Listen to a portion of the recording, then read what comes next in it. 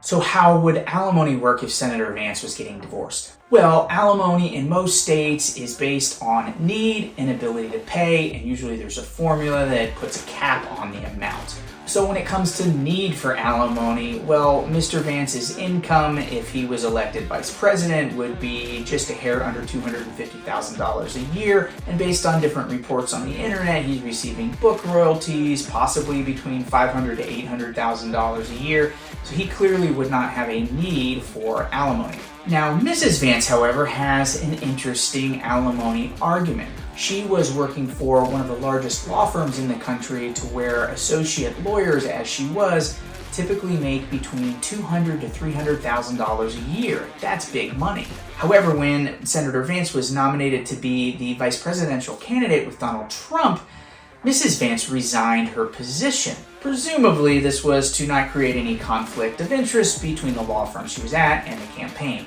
and to be a supportive spouse in the end of the election season.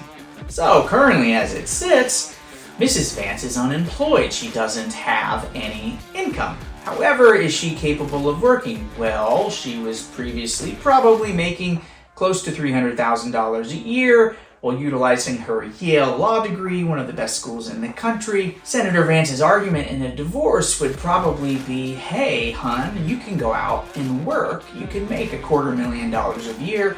You don't need any money from me. So how would that argument play out? Well, it would depend on the circumstances and probably a little bit about the election results, but odds are Miss Vance is going to have a pretty marketable career. Even if her husband loses the election, she can rely on her Yale law degree most likely to make enough money to pay for her expenses, especially after her and her husband divide what appears to be between $4 and $10 million in the divorce. So JD's probably not paying alimony.